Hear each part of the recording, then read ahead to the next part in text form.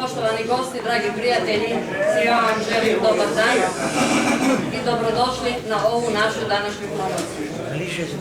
Knjiga U ime istine, Katolička crkva i svećenstvo u Drugom svjetskom ratu. Autor, magistar znanosti Ivo Fumić, a nakladnik Savez antifašističkih boraca i antifašista Republike Hrvatske. Promociju ću voditi ja sam Katica Sedmak, potpredsjednica SAB-a. Ali prije nego što krenemo s promocijom, daću riječ našoj predsjednici, doktorici znanosti Vesni Čulinović-Konstantinović. Mislim da je možda bliže. Ja sad bolje? Pokušat ću ja malo glasnije, ja sam inače dosta glasna. Dakle, najprije ću dati riječ našoj predsjednici, koja je ujedno i domaćin ovog prostora, dakle predsjednica SAB-a RH, gospođa Vesna Čulinović-Konstantinović. Sjedite se, molim vas, da možemo i mi. Dragi prijatelji, u ime Saveza antifašističkih boraca i antifašista Hrvatske pozdravljam vas i zahvaljujem što ste u tolikom broju došli ovdje danas na promociju našeg najnovijeg izdanja. Evo, naša potpredsjednica je rekla, to je knjiga U ime istine autora magistra Ivana Fumića. Hvala vam najljepše i drago mi je da vas u tolikom broju vidim i nadam se da ćete na svim našim promocijama biti u tolikom broju i onda ćemo morati barem 2 stola eliminirati da možete svi sjediti. Hvala vam unaprijed i na pažnji. Evo, ja sam samo htjela da vas pozdravim i taj pozdrav sam izrekla u ime svih naših članova i u moje osobno ime. Hvala lijepa.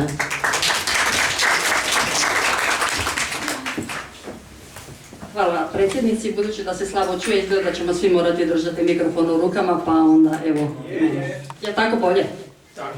Hvala vam lijepa.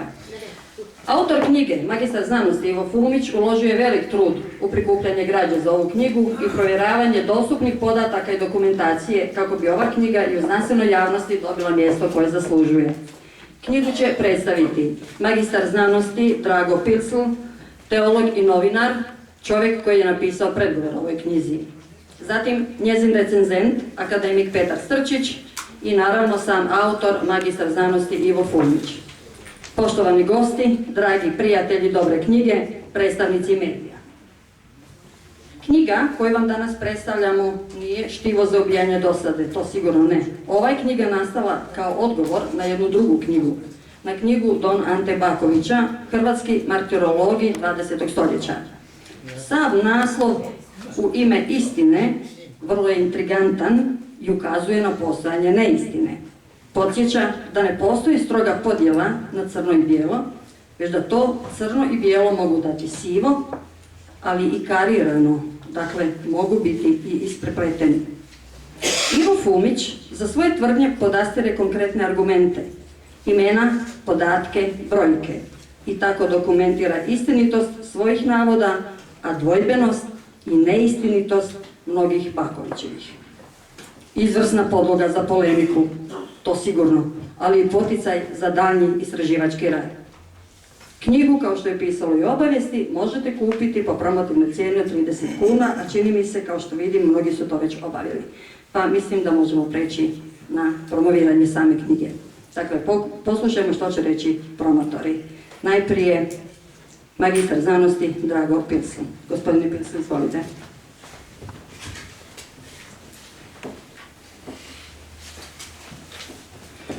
Dobar dan.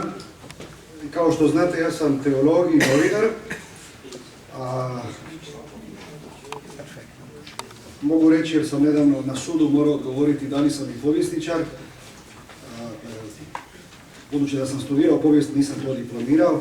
Mogu reći da ovoj knjizi pristupam i kao nadri povjesničar. Nadam se da nakon ovoga našega susreta danas neću opet završiti na sudu. Prošli puta kad sam predstavljao knjigu gospodina koje je uredio gospodin Svetozar Livada, završio sam na sudu, pa se da iako završim na sudu, bit će to za dobro. Kada sam zamoljen da napišem predgovor, u Hrvatskoj je bila takva klima da sam samo čekao kada će se iz krugova Katoličke crkve u Hrvatskoj odvaliti prava šamarčina antifašistima. Podsjećam, bilo je to vrijeme nakon posjete nadbiskupa i kardinala Bozanića Jasenovcu, nakon čega je uslijedila jedna prepiljka, jedna svađa, jedna polemika, neugodna, između Slavka Golštajna i nadbiskupa. Nadbiskup nije odgovorio, nego su neki neimenovani ljudi iz duhovnog stola odgovorili, optužujući ni manje ni više Slavka Golštajna da je ratni zločinac. I onda sam ja očekivao, sad će tu nešto jače još odjeknuti, i to se dogodilo u ponedjeljak 16. studenog 2009.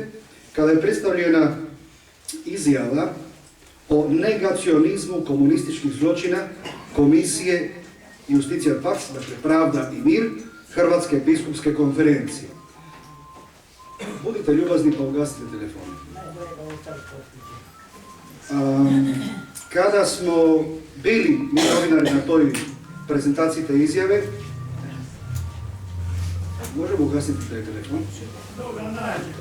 Dakle, ovo je knjiga koju su članovi Komisije za pravdu i mir objavili u povodu 20. godišnjice postojanja te komisije.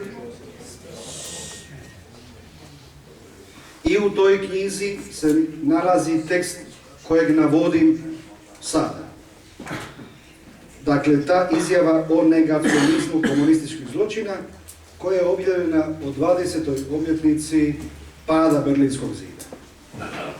Napravivši korak dalje, ali očito ne i u raskoraku s osjećajima ostalih nadbiskupa, komisija je pokazala ne samo poznatu netrpeljivost prema partizanima i antifašistima u Hrvatskoj, već ih je optužila da a.